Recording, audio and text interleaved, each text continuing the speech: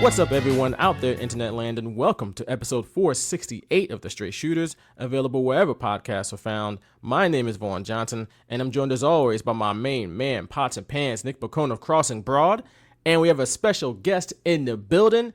It is the third man. It is Flying Brian Isley, y'all. How you doing, Brian Isley? Flying Brian, when did you add that part in? I don't know. We watched the WCW show last week, a couple weeks ago. Brian Pillman. Brian Pillman was on the show, so Flying Brian couldn't come off the top rope or he'd be disqualified. But you know, right? You be hooping though, so like, yeah. Flying Brian. I actually, before Flying Brian Pillman, I had a skateboard in 1985 that said Flying Brian on it. I wish I still had it. Come on now, Awesome. It's been written already.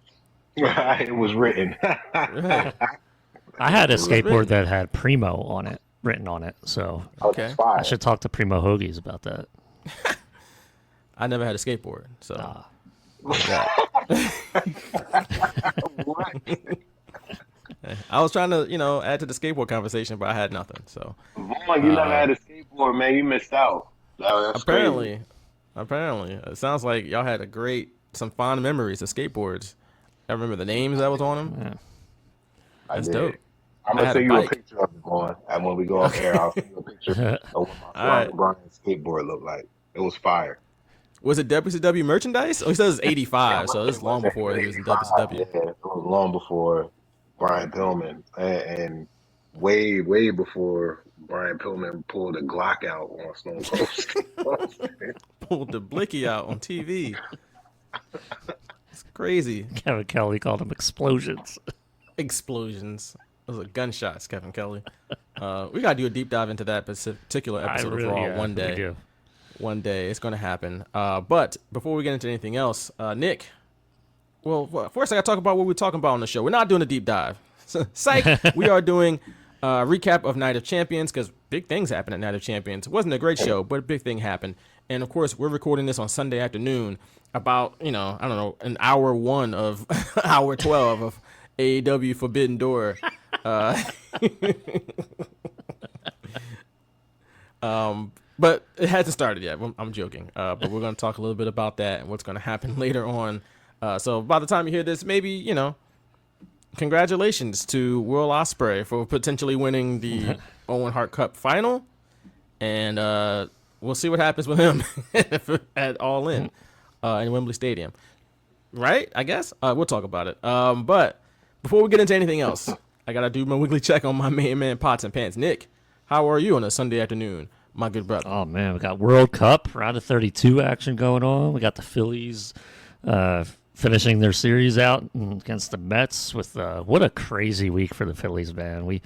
Our last episode was recorded over a week ago, so the Phillies have been on an incredible run. Just 3 come from behind wins against the Nationals in the 9th inning, and then Derek Hill making an incredible catch in New York, Game 1. Crazy Scott catch. Fransky being having the week of his life, calling all these things on the radio. So, yeah, man, I've been hyped up. I've been busy. You have been busy. Brian, how are you, my good brother? Are you there, Brian? Are you still with us? He'll be back, but I hope so. he'll be back at some point. Let's get into Night of Champions, though. Nick, we talked about this show on our last episode going into the show, and I was about to go on vacation. Now I'm back. It was a great time, by the way. Better than ever? Yeah, and better than ever. Yeah, of course. It was needed. And it was my first cruise, so I was like, oh, that's fun. It was fun. Good time. But Night of Champions in Saudi Arabia, and we have coming out of this show a new WWE champion. Cody Rhodes has lost the title, not to Gunther, but to Samuel Uso Zayn for the first time. He is a world champion. The prophecy has been fulfilled. He's finally climbed the mountaintop and won the title. He did so in Saudi Arabia, where he's wildly over it. I think the only thing that would have been even better, I guess, for him, it would have been if it happened in Montreal, because the building might have crumbled, gone into rubble, if Sami Zayn won in Montreal. But genuinely surprised. Not to say like it. I think it was the right call at the end of the day. Out of the options, you either get a even longer Cody Rhodes title reign, which I think a lot of people are like, okay, we need something different here. Gunther, they haven't really made him piping hot lately as far as his booking. So like kind of been there, done that. Sami Zayn would have been a refreshing choice, but you just never know because he's had, like they said on the broadcast, that was his 10th opportunity over the course of 10 years of challenging for world titles, and he did not come through. But he finally did and did so, and I think a really cool finish with the double crossroads, which is like, man, Cody Rhodes is the guy, bro. He can hit multiple people with that move at once, okay? And then reversing it into a victory roll almost and getting a surprise pin, which is like, I think it was a great way for him to win it. And Sami Zayn is the WWE Champion. El Generico. Yeah. The WWE Champion. Brian, you're back. What are your thoughts on Sami Zayn being a new WWE Champion? I told my daughter as soon as I saw that little stat that this was his 10th attempt, I was like, Sammy's going to win. And she was like, no, there's no way he's going to win. I was like, Sammy's going to win. Now, when Cody did the double crossroads, I was like, oh, shoot, I'm wrong. Yeah, same. I was like, Cody the man. It's over. QB1 is back. It's over. But then he did the roll up and he got the win. And I was still shocked because I didn't know WWE would. I wasn't 100% sure that WWE would pull the trigger on something like that. But it was a refreshing result. Wasn't predictable, even though I did half-heartedly predict it. I told my daughter, I was like, yeah, I got a feeling. I think he's going to win. Because why would you even show that?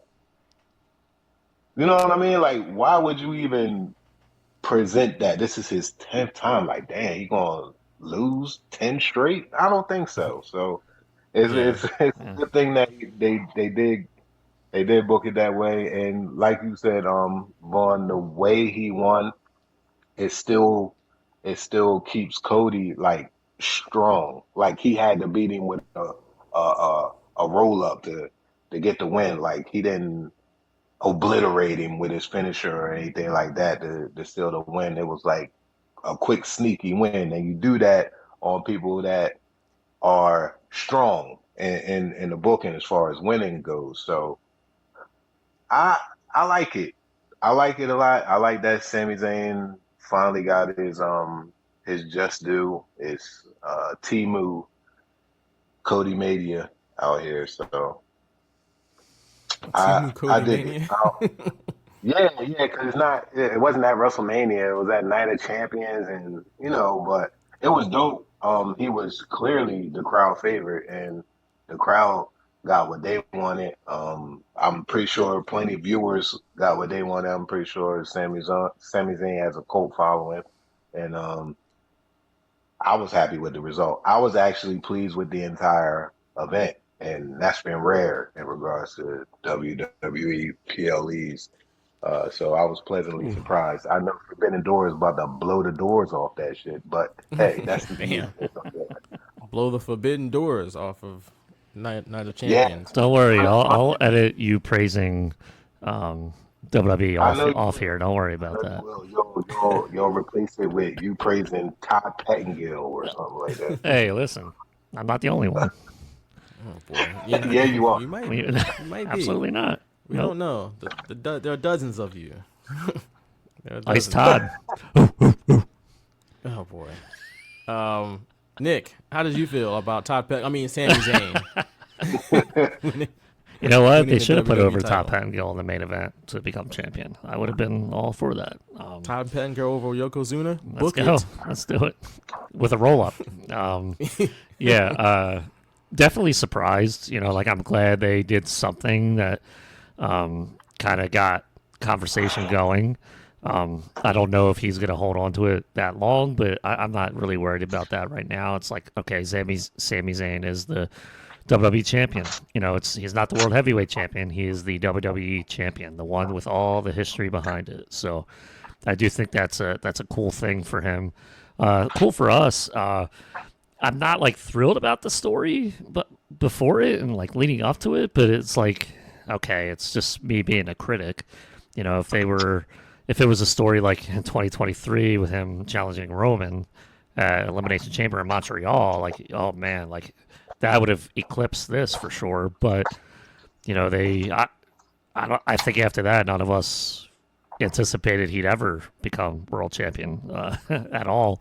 So this is like a cool thing. His character is kind of like like he's a baby face, but then he's a heel. He's more heelish than he is a baby face, but he still gets cheers. So that kind of made it unique. Good guy. Not the last real world champion, the last real good guy.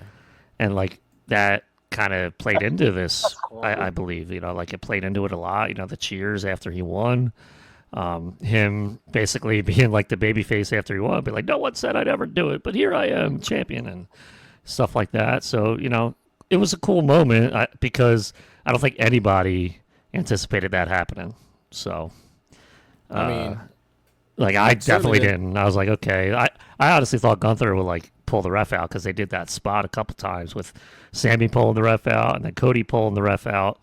I thought Gunther would but then like the ref positioned himself at the opposite of where Gunther was located. I'm like, wait a second, how's he going to get around there? So that was interesting. As soon as the hand hit 3, I was still kind of looking to see if they were going to switch something up on us. But they went through with the whole celebration, and Sami finally did it, and I do think that was cool. Yeah, I certainly didn't think that Sami Zayn was anywhere near close to the WWE Championship after the whole Gingerbread Man story. That too. Like they just had a funeral for that character not too long ago. Sami Zayn was an integral part of that storyline because he was in fact the Gingerbread Man. They made a whole song about him. He made a whole diss track about Sami Zayn going into WrestleMania, and now he is the WWE Champion. Is that going to be on the next edition? It might be if I can find it. If I can find it and post it, and I'll definitely trash bars. It's got to be out there somewhere. Sorry, Trick.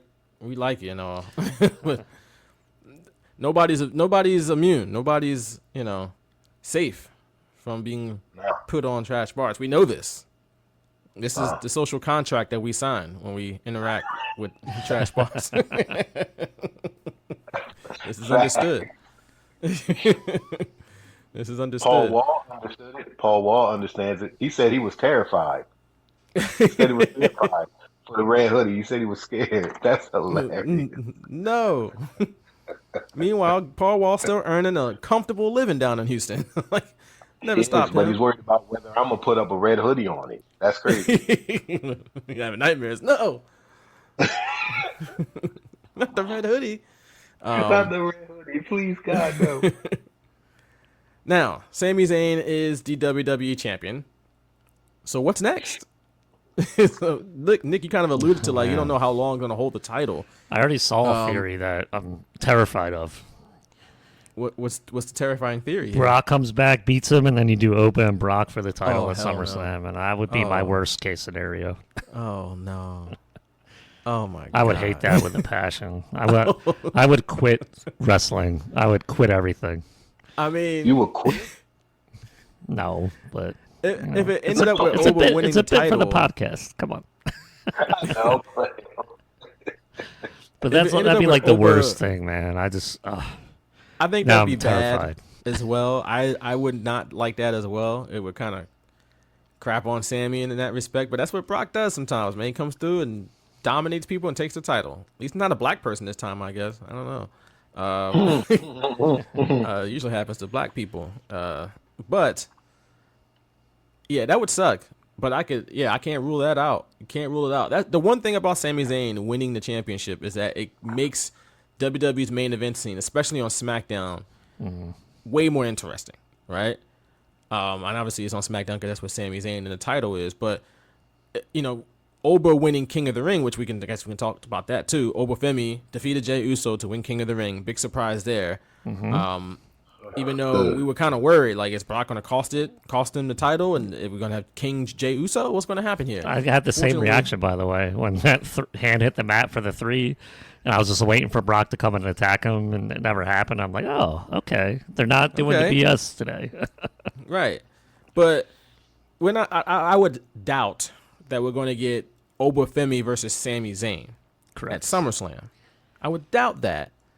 And that's if Sami Zayn is even walking into SummerSlam as the champion, because we have Saturday night's main event coming up before SummerSlam. Yeah, I highly doubt it. So, like, there's some intrigue here.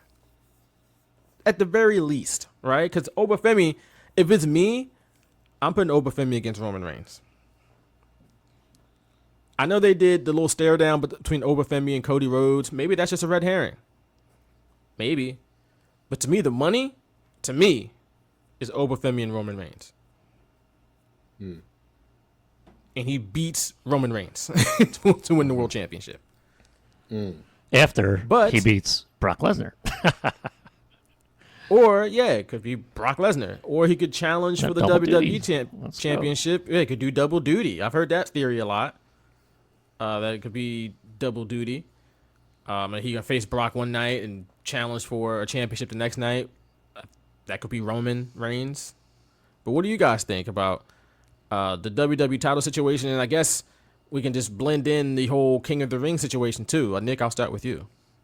I do wonder if they'll pull the trigger on a Cody turn out of this, where Sami goes back to being like a actual babyface, and Cody kind of does this heelish thing where he eventually turns on him, and he do it that way. I'm not certain they'll do that, but like I think that'll be one of the better stories that they could tell at this point. I don't know if they'll keep doing like a one-on-one between them and Cody eventually winning the title back or what, but I'd like them to kind of stay there with that. I don't want Oba coming over and messing with any of that. I kind of think they're fine with Gunther, Cody, and Sami there, and then obviously you try and filter in maybe a few more names that Sami could face as champion if they do give him an extended run here. With Oba winning the King of the Ring clean the way he did, I'm hoping that I think we all assume Brock and Oba are gonna have their third match at SummerSlam. So I think it only makes sense to, unless they do it after, but I mean, like, it's SummerSlam in Minnesota. Like, everyone, the rumors are out there. That's what everyone's kind of like assuming. So you do Oba, Brock, night 1. Why not? Oba and Roman, night 2. You crown Oba, and you go from there. Roman's not going to be around every week, after the summer. Like, I doubt that. I don't think he's going to be kids gonna be in school again, man. He got to take them kids back and forth to school. So, like, if you can definitely set Oba up, and in a way that is not like cramming him down our throats, where people like start turning on him or anything. Because I think he's like, I don't want to say it's impossible for that to happen, but I think at this point people will accept that if that were the case, because Oba is just like different, and that's just kind of my view on that. Brian, what say you? I don't need Oba anywhere near SmackDown. I don't even watch SmackDown, so keep him off. Keep him off of SmackDown. I don't think Sami's reign is going to last too long. You said Saturday night's main event is coming up. Yeah, let me double check the date, but I'm pretty sure it's before July 18th. Yeah, July 18th. Yeah, I don't even think it lasts that long. Ooh. Damn, he don't even make it to MSG? Nah. He's gonna lose it on SmackDown. Why? The title has changed hands on SmackDown recently. I know. That's true, right? But I feel like if I'm Sami Zayn, at least get me to Madison Square Garden. Let me walk into the Garden as the champion. Jesus. And I would counter with, why would Sami Zayn walk into Madison Square Garden as a champion? I don't like that at all. Because he ain't walking into SummerSlam as a champion, so it could be a not really I guess a consolation of sorts. Like, if I'm not going to walk into SummerSlam as the champ, if I know that, like if I had the choice, okay, you can walk into SummerSlam as a champ, or no, we're gonna take this away from you, or you can walk into Saturday night's main event in Madison Square Garden as a champ. Okay, I'll be all right. I'll take that. I'm sure he would. Yeah, okay. I'm sure That'd be he me, would take but that as a consolation. Yeah. Oh man, dang.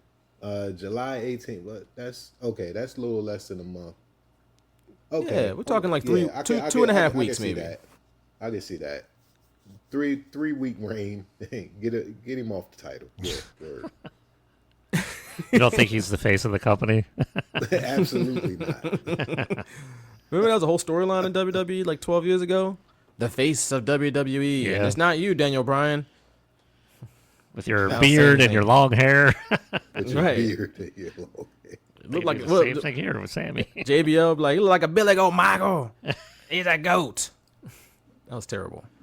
So yeah, at the very least, like I said, there's some intrigue around it, and there's a lot of different options they could explore. Another one could be that maybe we don't see Brock until SummerSlam, and he costs Oba Femi his championship opportunity, and then they can go off and like have like a Hell in a Cell or something, because we haven't had. Did they have a Hell in a Cell last year? Maybe they did. I don't remember. I know they had one with Punk and Drew McIntyre in 2024 at Bad Blood. Maybe they bring that back. I don't know, but what do you think about that? That Brock cost him the title. Yeah, I mean, like, I guess that would feed into like a third match, but I just don't want to see Brock anymore, man. Like, get this third match out of the way, get him out of here. Like, he does the same exact thing. I don't understand why people act like it's the first time they're saying this type of stuff. It's like it's the same exact thing. You talk about John Cena having like 5 moves of doom like that. Brock Lesnar has 2 moves of doom, like a German suplex and the F5. That's it. So I'm just like I'm over it. He's Get got him out an of here. arm bar. Get Doing Oba. an arm bar. Get Oba his win. Get him He out does a of here. submission. Give him his third move. Give him his third move. Armbar. Exactly. He definitely does an arm bar. Arm drag. Right. All caps, arm bar. So yeah, Sami Zayn, the guy who's El Generico for many, many years, is your new WWE champion. Yeah. Congrats. It's a long time coming. It's good to see. Right. Obviously he's worked hard, and I think the character he has now is actually pretty good. It's, it's got some layers to it. And it's an interesting reaction. It got some like Bret Hart 97, Diesel 96 vibes to it, where it's like, he's talking about his ride or dies. It's like Diesel with the black glove, right? Yeah. You got the black glove, you get a dap. If you ain't got the black glove, then Get I out don't my bang with face. you like that. Right. And then, you got the, Bret is beloved in Canada. I guess for Sami Zayn, that'd be Montreal and maybe all across Canada and Saudi Arabia. Yeah. He got them as strongholds. Those are his ride or dies there. And, Baltimore, Maryland, not so much, different deal. I forget where they are on Monday. Although they're in Atlantic City They're in Atlantic Come on, City. man. tomorrow. Yeah, because they're filming Raw and SmackDown And tomorrow. SmackDown. Right, correct. They're giving people the weekend off, which is nice. That's I guess that's nice. Give people the holiday weekend off, so they can be with their families and build, loving bonds, healthy bonds, and maintain a good sense of mental health. That's good. It's good for the wrestlers. Awesome. But what's weird? What's weird? Like, I've been going to AEW events in Atlantic City. My daughter just begs me to go to AEW events in Atlantic City. We knew Raw and SmackDown were going to be in Atlantic City for months, and she never asked me to go. she probably knew it was gonna be like, we ain't got Raw SmackDown money, so I don't. Yeah, it might be that, and it might be the fact that we might not get no bang for our buck. It might be. That's it fair might too. be whack. That's fair too. At least, very least, AEW, and we've talked about this before, and I think they should honestly tout this, that we're the more affordable, I guess, pocket friendly product. Not to say your product is cheap, because you don't want to say that. You don't want to It's use not. that type of verbiage. The era of $100 tickets is passé. That's funny. Maybe $1,000 tickets. That would be more apt. Right, $100 tickets would be nice. That's a bargain now. $100. Give me 4. Right. No, yeah, like you said, $1,000 tickets. Yeah, so that's definitely AEW's strength in that their ticket pricing is much more affordable, and that's obviously that's a big word right now in our country is affordability and the whole nine. So we don't have to get into economics discussion, but I'd use that. I'm sorry. In these days and times that we're living in, I use that to my advantage and say we give you more wrestling dollar per dollar than any other company in the world. How about it? And it's Even true. though you're gonna be at the show for 12 hours, and it's a long show. I'm just saying. You couldn't resist. You just had, Look. just stop at the.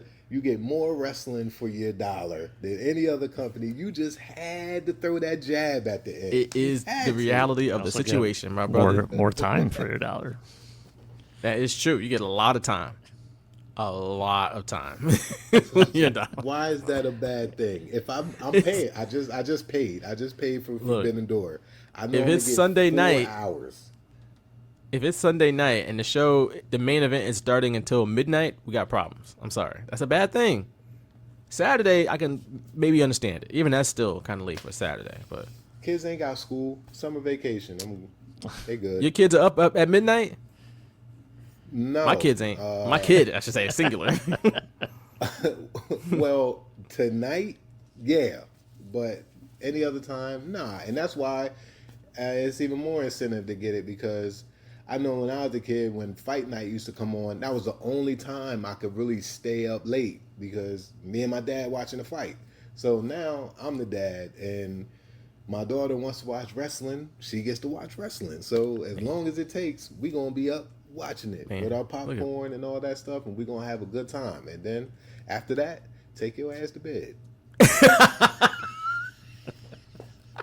Go to bed. I was about to say, man, Brian over here being a good dad, creating memories, and then take your ass to bed. Yeah, word. I still got to be a dad at the end of the day. You know what I mean? Right. Say I go to bed at a certain point. Queen of the Ring. IYO Sky is a Queen of the Ring and has already laid the challenge to Liv Morgan. She said, I beat you once, so I'll just do it again. SummerSlam. Any thoughts on IYO Sky being Queen of the Ring and challenging Liv Morgan, Brian? It's stupid. I don't like. I get it. Oh, you don't want to challenge your best friend. Oh, okay, cool. All right. I'm not interested in this because Liv's going to win. There's no way they're going to let her beat her twice. I think you have a point there. I think in ordinary circumstances, I would agree with that. It seems too obvious. Like, you beat her once, you challenge her again, you're not going to beat her again. But Liv Morgan just got cursed by Danhausen, and that's true. the most. That's true. See, like, that changes everything. Okay, That changes everything. The Knicks are the champions because of Danhausen. I mean, let's talk about it. Especially after they win the championship, the curse has to be the most over thing in wrestling. Forget the Undertaker streak, forget Brock Lesnar, forget Roman Reigns. It's Danhausen's curse, and if you can't break the curse, you have to live up to the curse. Or you got to give him human monies. Exactly. And Liv Morgan clearly hasn't done that yet. As soon as she came out at Night of Champions, she got cursed. It's like, well, we know who the Queen of the Ring is going to be. Yeah, fast. She finna lose today. It's a wrap on that one. I think it's real. And I think it's real too. Ask the Knicks fans think it's real. They buying Danhausen merch right now. I couldn't believe. I'm like, yo, ever since he lifted the curse on the Knicks, they went on a tear and they won the whole thing. Not just winning, they were killing teams. They killed the Hawks. They ran the Sixers off the floor. And I honestly believe in my heart that if he would have kept the curse on them, they would have lost in the first round. I agree. They would have lost to the Hawks. Yeah. They would have lost to Atlanta. They were on the road to some bad juju there before Danhausen came in the picture. They were not in a good path. So, again, back to the point of Liv Morgan had to lose last night or yesterday, and then now that she's still cursed, there's no guarantees. I feel like the whole Judgment Day is about to implode now. Okay. So I don't know how we kind of get to that point. I don't know if it's like I think, like I said, maybe she can reverse the curse before SummerSlam. Maybe that's possible. But as of right now, she's got a death kiss, as they would say in like a horror movie. Don't go over there. She's got a death kiss. She finna lose. Girl, you in danger. Yeah. When you right, you're right. I retract my statement. You're 100% correct, sir. Can't go against the curse. Nick, I know. how are you feeling about the situation? I know Brian is sick that this curse stuff isn't happening in AEW right now. Sick. No. It's entertaining. I like it. It's a perfect way to use someone like Danhausen. So, getting the plugs on ESPN and stuff like that. I think it's funny. It's a thing where people are like, oh, look, this is why people treat wrestling in the mainstream as a joke. It's like, that's not the reason why it's been treated in the past. Danhausen's not the reason. It's not. Bro, just way worse things than Danhausen. And especially... And if anything, he's been legitimized because of the Knicks. So right.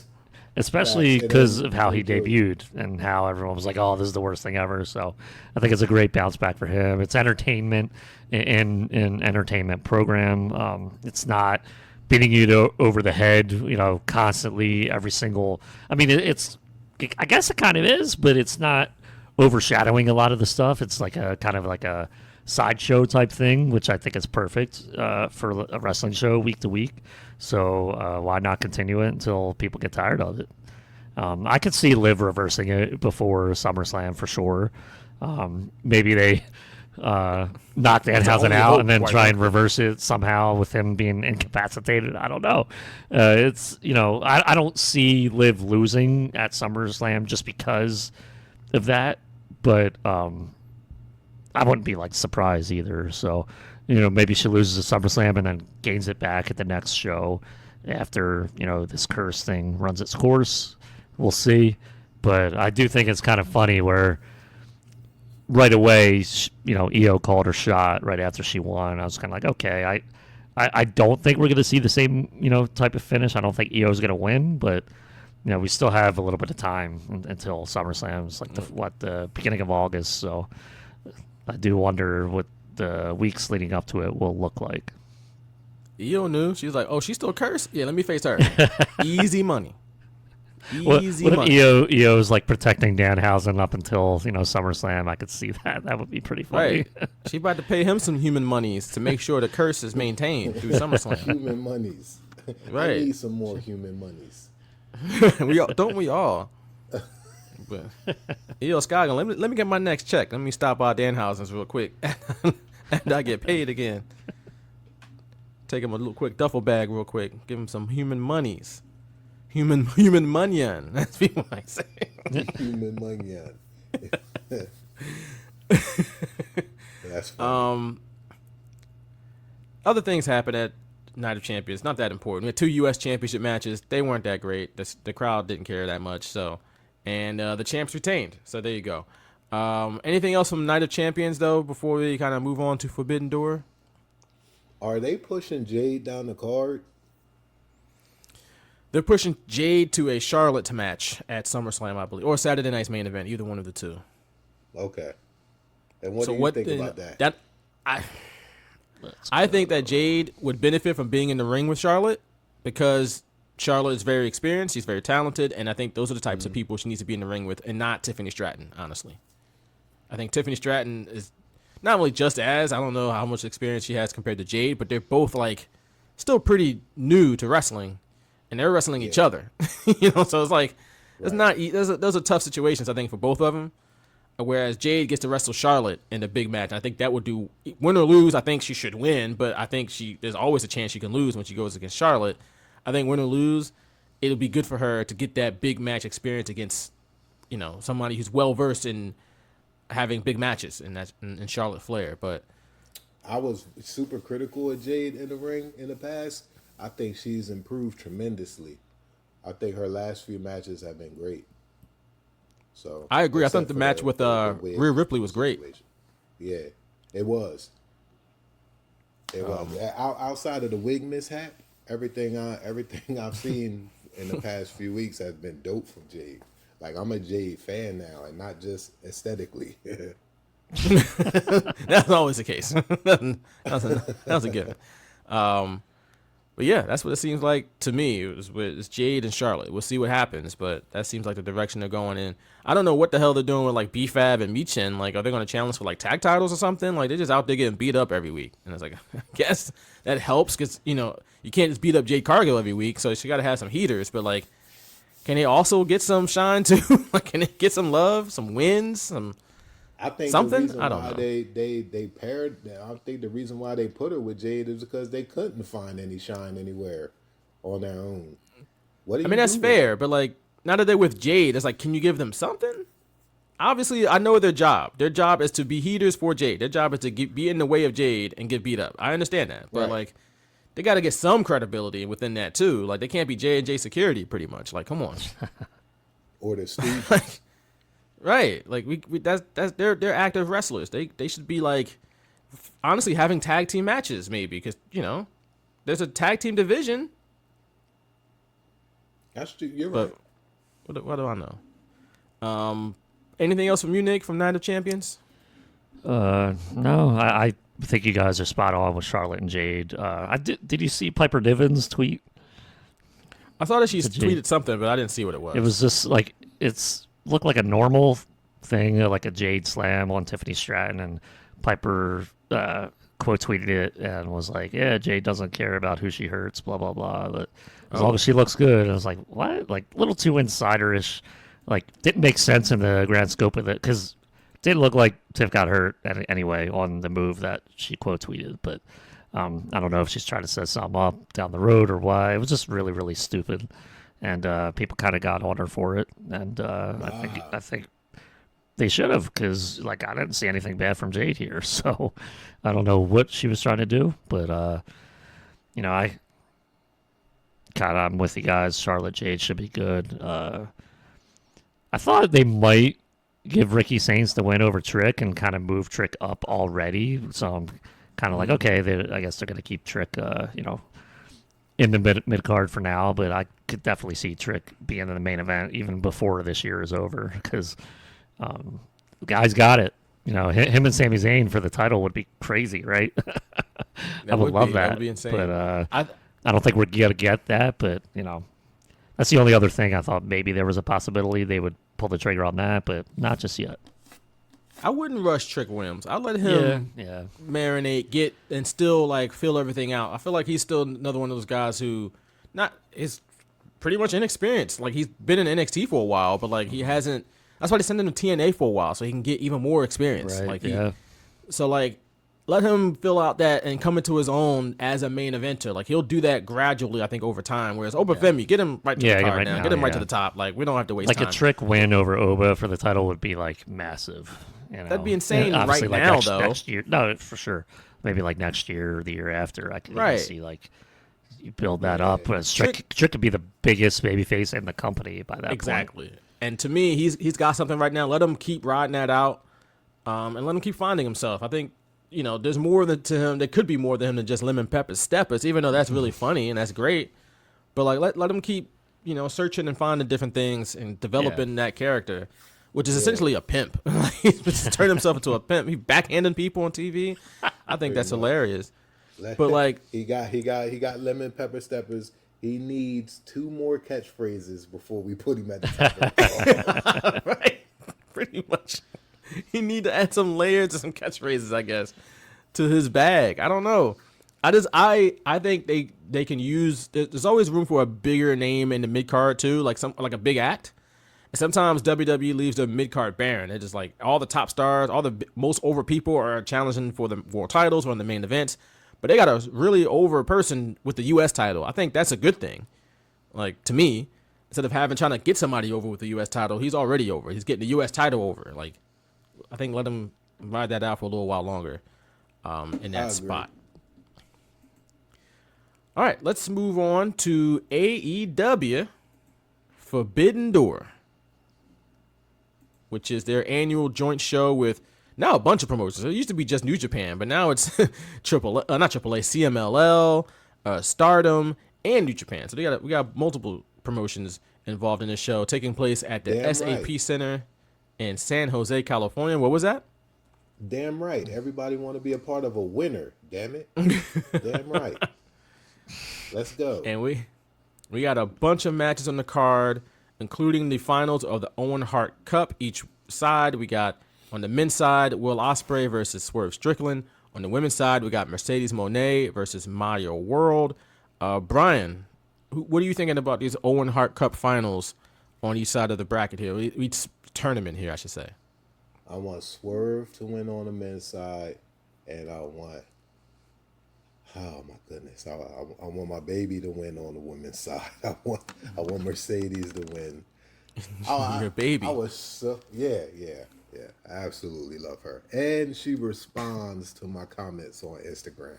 So shout out to Mercedes Moné, and I want her to get all respond the to trash bars. Back. yeah. I think this is a little biased this year. It is. Sounds a little biased. This 100%. There's no shame in my game at all. So yeah, that's why I want Swerve to win. I want Mercedes to win, and I think both of those things are going to happen. Swerve. All right.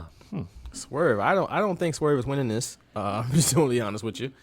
I think this whole thing is made for Will Ospreay to challenge in Wembley in his home country. I don't know if he is as over as I would like at this point. Maybe this match will help. I don't know if the story to this point has helped him specifically when it comes to him and the Death Riders, the people who broke his neck and the whole thing. It's kind of weird to me. Yeah, that's what I'm saying, Vaughn. I don't really like that. I don't like that storyline. I don't like that at all. That's probably one of the few things that I don't like about AEW right now is Will Ospreay and the Death Riders. How y'all? I'll never be buddy with somebody who almost tried to kill me. Yeah. You take what I'm saying? That we like, always got beef forever. You mean Will Ospreay didn't have the killer instinct to win the title and he had to go to the Death Riders to get that? That makes him less cool to me. I'm sorry. I like Will Ospreay. I like Will Ospreay. I feel like he should have had it in him the whole time. And I feel like I wish this was a bigger spectacle. I feel like Will Ospreay, as talented as he is, he deserves a bigger spectacle than the one he's kind of getting with this story. And I don't know how many tickets they're going to sell to Wembley. I feel like we've been talking about for a couple years now, like, man, Will Ospreay in the main event at Wembley is a no-brainer. And they didn't do it for like 3 years. I don't know why. Well, at least they were in Texas last year, so, maybe that's a good reason. But, like, 2 years ago was probably a good time. I don't know. Either way, I think it's happening now. I'm going with Will Ospreay to win Owen Hart Cup. I think it's time. You sign this guy. He's like one of the biggest free agent signings they've had ever in the history of the company, outside of like a CM Punk and Daniel Bryan. And legitimately has claimed to best wrestler in the world. Like, yeah. Even before the surgery, and he still got it. So you got to crown him. You have to crown him now. I think a guy that AEW should have been building around him and MJF. They should have been building around these two for this collision course for a long time. And obviously he got hurt, Will Ospreay got hurt, but man, it just feels like they should have been. These are the two guys that they should be building around from a babyface and a heel standpoint. It just feels like it's been a bumpy road to get to this point, but hopefully after this match, which I think is going to be among the best we see all year, because whenever Will Ospreay and Swerve Strickland get in the ring, magic tends to happen. But hopefully from here we get a proper story between Will Ospreay and MJF that could make people go, yo, AEW's got their main event is crazy right now because they got two non-WWE sort of retreads. Even Swerve to a certain extent he was in WWE. He didn't make a big name for himself there. Two not really homegrown, but two AEW talents in the biggest show of the year who are supremely talented and at least is in the. Even if Will Ospreay is exiting his prime, I think he's still in his prime, and MJF is smack in the middle of his prime. So that's what I think is the best course of action here for AEW. Nick, what do you think about the men's Owen Hart Cup final? And the women's, too. Yeah, I think if Will doesn't win, it'll kind of be like, okay, what are we going to do with All In? That I'm kind of like jonesing for that. That'll be maybe the only AEW pay-per-view I order this year to watch it live. I've watched the ones previously on tape delay, but Tape delay. We're in 2026. What are we Tape talking about? delay. Brother got What, tape. I what the did. hell are you? Are you watching the 1980 NBA Finals? Like, what the hell are you talking? 1992 1980. SummerSlam on a 2-day tape delay, which I never do that, by the way. So until a few years ago, I thought that was cool. But yeah, I mean, like I would, All In will be like the show I watch live, and I just kind of want to see the crowning achievement, like Will Ospreay. Like that's to me. People talk about WrestleMania moments. I don't know how you would say that in AEW terms, but that would be like the AEW moment of the year for me. So like I definitely want to see that because like that's the one thing I'm really invested in when it comes to AEW today. Okay. That's the thing. So if Swerve wins, like I'll be interested to see where they go for that. But like I'm not going to be as jonesing for it. You're not going to be all in. I will not be all in. I'll watch it on tape delay. But yeah, Mercedes Moné also, I think, coming back, from injury, she's been back for a while, right? So, I could see her winning that. I think Mercedes Moné should win that. Mercedes Moné should win the Women's Owen Hart Cup and challenge for, and probably win the World Championship at All In. I think Tekla's a good champion, but if you give me Mercedes Moné and Tekla, and I'm ready for the name. Mercedes Moné hasn't held the belt yet. Yeah, I'm ready for the name value. I'm ready for the name value. I agree with that. For both. And since yes, and since Tony Storm isn't around right now, at least challenging for the world title, get that title on Mercedes Moné and make some money. Let's go. Word. Try to sell some tickets here. Make some Monet. Oh, I see what you did there. You a clever one, boy, I tell you. When I first saw that name, by the way, before I heard it pronounced, I was like, "Oh, Mercedes money." that's clever. No. Monet. And then I heard it, and I was like, "Oh." It's like Jackie Monet. Okay, it's like Jackie Harris from Sister 227. She all-star, Black all-star, Jackie Harris. And the main, I guess, would be the main event is a steel cage match. It is a 6-on-6 steel cage match because blood and guts isn't enough. Are we serious? Okay? Blood and guts is not enough, Nick. There has to be another multi-person 12 guys steel in cage there. match. Yes. Who asked for this? Brian, did you ask for this? Me, I did. But here's the kicker. A handwritten letter to Tony Khan. Here's the kicker. Okay, we got 6-on-6. We got Mark Briscoe, Orange Cassidy, Roderick Strong, Kyle O'Reilly, Konosuke Takeshita, and Darby Allin going against MJF, world champion, in a cage match, non-title, and the Don Callis family: Kevin Knight, Kyle Fletcher, Jake Doyle, Kazuchika Okada, and Andrade El Idolo.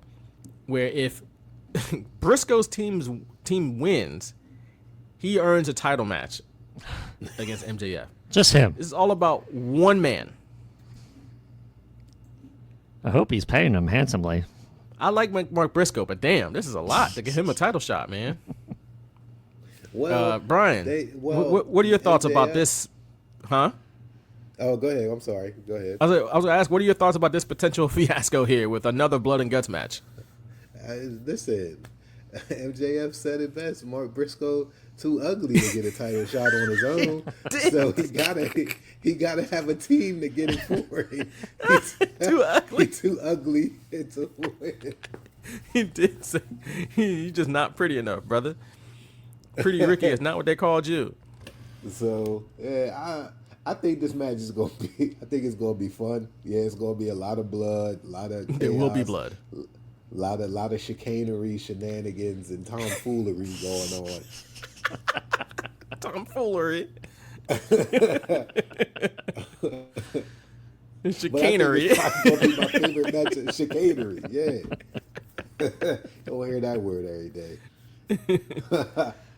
But I think it's going to be a fun match. I think it's going to get a lot of crowd pop, and I think it's going to be fun. It's going to be it's one of those AEW matches where it's like, all right, we get it. It's AEW. This is what separates y'all from other companies. A lot of hijinks going on. A lot of hijinks. It just feels like something that Vince would have booked in like 2000 when they had like the 6-man tag at King of the Ring where the championship was decided, where whoever got the opposing fall, whoever got the fall was the champion. So I think it could have been like Vince or Shane. Because he didn't. Well, who did he make that, or was it Shawn Michaels as the commissioner at the time? I don't know, but Vince McMahon booked it at the end of the day. Right. It's like, oh, you know what? People think The Rock, Undertaker, and Kane can't get along, so nobody's gonna let each other pin them. You know, like it's like that's too highbrow for this nonsense. Come on. That was just too much.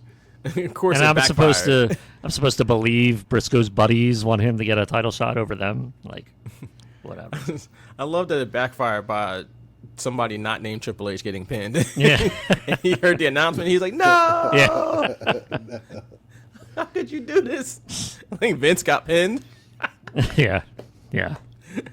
Oh, that was ridiculous stuff. All right.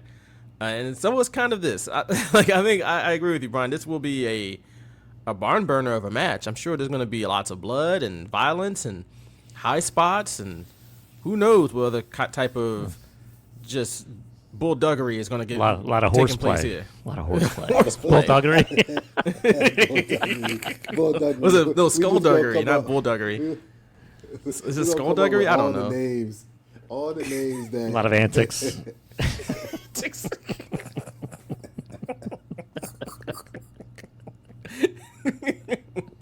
It's all kinds of nonsense going on.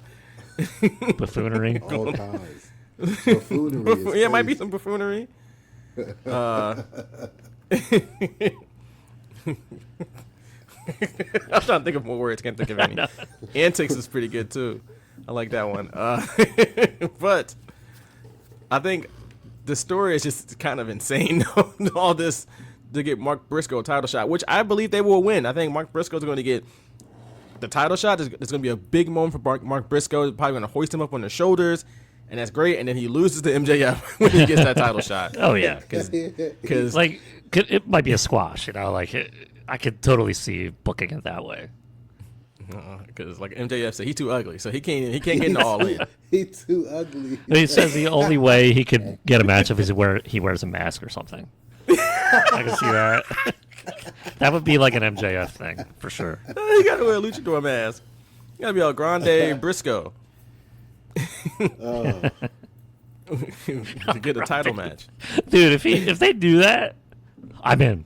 If they do Stop it. El Grande Briscoe, I'm in. You can't take that out of WWE's playbook. You have to. They've taken everything out of WWE. Like you have to do that. Not that one though. Well, for sure. Then he goes. For sure. Then he goes to CMLL and gets wildly over. Comes back and then he actually beats MJF. He's the one that's going to beat MJF in like a year from now. He beats MJF and Mystico. Like he's beating everybody, bro. Mystico's wildly over, but he's more over now. He's the new captain in town. He's the new sheriff in They have that parts. beard coming out of the mask. Like that'd be crazy. Yep. That'd be so good. He talks just like he normally does. I'm here for that because they wouldn't treat us as like stupid. You know, it'd be like funny. Like we're all in on the joke, and sometimes I don't like that. But hey, I'm here for it because AEW needs something to spark my interest. Well, I don't think the El Grande Briscoe is spark your interest. This 6-on-6 is going to spark interest because it's going to be a whole lot. We'll see. A lot of chicanery going on. Yeah, I don't see El Grande Briscoe being the thing that get your juices flowing for AEW. You know, gets you excited. You know, that was pause, I guess. Yeah, I was definitely paused. Sometimes things just happen. Anything else from Forbidden Door, Brian, that you're looking forward to tonight on this marathon show? We're gonna have another hour. I'm talking about this.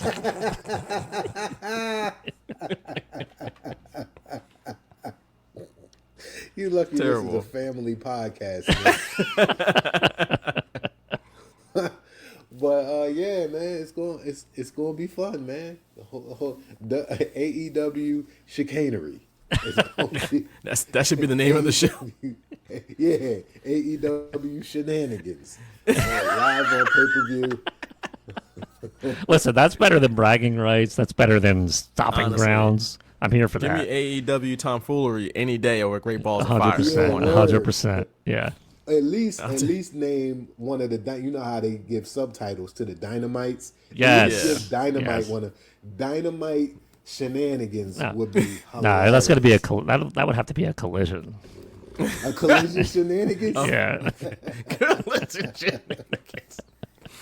It's like it's got to be like WrestleMania Backlash. So you got to have like two names in there. So Dynamite Collision Shenanigans. Collision Dynamite. Chicanery. Oh yeah, yo Vaughn, like when they have those double shows where they have Dynamite and Collision on one show. Yes, that is shenanigans. That's shenanigans. That really is. We still don't know what happened in Philly. What the hell's going on? Oh my God. Shenanigans. That's what happened. Shenanigans. That is shenanigans. We were there all night watching wrestling. Like when Brian can't tell me why they had a collision for an hour after Dynamite, you know that's shenanigans. Yeah, I forgot why. I can't tell you why. They had no reason to do it. It was no reason. No reason. Yeah, I don't remember why, but they did. Like I swore, like I was like, okay, we're gonna get that on Friday night or Saturday, and it was a whole new show in a whole new state. What the hell's going on? Look, I don't know. But yeah, Dynamite. We also got not Dynamite. Forbidden Door. There's also a Continental title match on the show. We got John Moxley versus Bandito. Is Moxley going to just hold this title forever, or is somebody going to beat him for this title? He's not losing tonight. I don't think so. Is Takeshita going to beat him? No, he's an international champion. So who's going to beat Moxley? Who's that person? I don't know who that person is right now. I don't know. I think Moxley holding on to this title till at least all in. But who's like that person that's like in line? Like, is it returning Adam Page? Like, what's going on here? I don't know. We also got tag title match. Cope and Cage, the buddy cop duo of Cope and Cage. They're the tag team champions. They're going against the Dogs, David Finlay and Clark Connors, who always look perpetually silly. And it's just like, come on, y'all. Why don't they go by the name the Conquistadors? That'd be hilarious. Cope and Cage? Yeah. I don't know, man. Because they were the Conquistadors in WWF, and they don't trademark that name. They don't have it trademarked. Come on. I don't know. I feel like Conquistadors got like some type of history to them. When you look up the term of Conquistadors. Oh, well, then forget I said that. I don't know what the history. I feel like it's like a war history to them. Seems don't bad. know. So I gotta look it up. I gotta look it up. They were quote unquote. It's Spanish for Cage. it. Conquistador is apparently Spanish or in Portuguese for conquerors. That's not great. I don't like. They won the tag team colonizers. titles, I think, as the Conquistadors. So They did, as the Right. colonizers that they are. Oh God. I don't like Black Cope power, and Cage. Brian. Black power. Yeah, word. Okay. I'm with you all day, every day, twice on Sunday. I'm with you. I don't like Cope and Cage, but I like Conquistadors even less. Sounds like you know what? Maybe they do have it trademarked. Now that you mention it, right. Yeah. Well, whether you like them or not, they're gonna win. They're gonna retain the tag titles. I think from the Dogs. Absolutely. I don't see the Dogs being, at least not in this current incarnation. They look silly. I don't know. They look too silly for me. they should go by to the be Pitbulls. Dogs. The Pitbulls is a better name. The third iteration of the Pitbulls. No, man, Pitbulls were badass. These guys look like they party too much. Like party back in like 1981 too much. Like Oh man. Rock- I don't know if that's the look today, man. It just looks silly. I'm sorry. I think they're talented. Just tough to take them serious. But, Cope and Cage, they're going to do their best. I'm sure they'll like put them over in this match. And I'm sure they're going to, they're going to lose, but in valiant effort, in valiant fashion. But Yeah. there's still more work to be done there. Yeah, that's AEW Forbidden Door. Well, There's an IWGP Global Heavyweight Championship match, too. Shota Umino versus Pac. Damn. You gonna be watching this live long? It'll be on. Okay. Yeah. I mean, I'm working tonight, so you know, I can't. I don't know if I'll have my undivided attention on it. I'll have. Yo, I Look, hate you guys, man. listen. I really Here's the do. deal. I said I'll be watching Love Island. The show is so long that I can tune out for certain things and tune right back in, baby. I'm sure this. I work till midnight. I'm sure this show will still be on when my shift is done, and I can finish my night, finishing up just starting the main event of the 12-man steel cage tag team match. That'll get no less than 45 minutes. Right. No less. There's an Iron Man match too, y'all. But Are y'all done? Y'all done with this shenanigans? Y'all done? I don't know if you understand my point though. The shows be too damn long, Brian. I understand your point. If I can paint it clearer. You've been driving this point home for a long time now. All right. I'm just making sure if I wasn't clear enough. I'm glad that it came across that in that fashion. That's exactly what I was trying to communicate. The whole time. You did a damn good job of communicating the fact that AEW pay-per-views are too long. Too damn long, man. Great job. On Sundays. Damn it. Saturdays are cool too. All right. Anything else we want to talk about before we wrap it up here for episode 468? World Cup? Huh? We enjoying that? Yeah. Yeah? Okay. Cool. We've Philly, had some games Philly in showing Philly. out. Philly showing Yeah. out with hosting some World Cup matches. So that was Those cool. Ivory Coast fans have fell in love with Philly. Yeah. It's great to see. It's great to see. The Croatians were marching yesterday. Yeah. They had like a 30-foot flag. And they put stuff on the Rocky statue and won the game. So maybe the curse has been lifted. Maybe the Croatians are immune to the curse. Interesting. As Ecuadorians, though, they're not. No. Because they lost after they put stuff in the Rocky statue. And in case you're listening, you don't know, we have obviously a Rocky statue in Philly because, you know, silly stuff. But it's a massive tourist attraction, obviously. People gather there before sporting events here sometimes. And especially when they're playing against Philly teams, it's usually happened with the Eagles. And it started with from what I remember, the Vikings and before the NFC Championship in 2018 technically. And they dressed up the Rocky statue, and the next day they got the doors blown off of them by the Eagles. And then the 49ers did it a couple years later, and they got the doors blown off them by the Eagles. And then the Lions did it like a season or so ago, and they lost in horrific fashion. I think they got stopped on fourth down like 5 times in that game. It's insane stuff. I remember that, yeah. So leave the damn Rocky statue alone, because then Ecuador comes in and they're like, hey, Rocky statue, put something on it. And then they lose to the Ivory Coast right away. So, yeah, that's the World Cup for you. But yeah, it's been lit. It's been pretty cool as far as I can tell. People are having a good time here in Philly, and people freaking out about the food here, which I think is hilarious. I don't know if you guys have seen that content of people from other places seeing our portion sizes, and it's like, I can get a triple cheeseburger with onions and pickles and tomatoes. Damn. So that's fun. And the Scottish people drinking literally all the beer that they can find. Sounds about right. They drink out, or at least like drink all the beer in Fenway Park. Like they had no more beer. And in multiple bars. You know how hard that is to drink a bar out in a baseball stadium? That's crazy work. Like to take all their beer?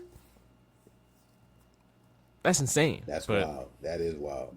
Speaking of statues, I believe it's tomorrow, the new unveiling of Joe Frazier's statue at the Philadelphia Arts Museum, I believe. Yes, it's gonna be next, or I don't know if it's gonna be right next, but it's gonna be at the same spot, the same area as the Rocky statue, because it's currently at what is now known as Stateside Live, formerly known as Xfinity Live, but it's down there now. But they're gonna put it with the Rocky statue because that's more of a tourist attraction than Stateside Live, obviously.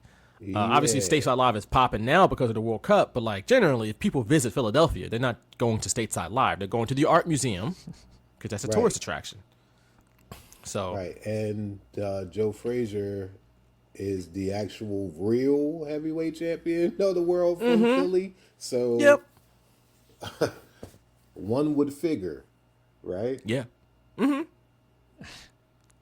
Joe Frazier, So who took in I'll be there to see that. King of the Ring 1995. There you go. Look at you connecting things. Smoking Joe Frazier, King of the Ring, 1995.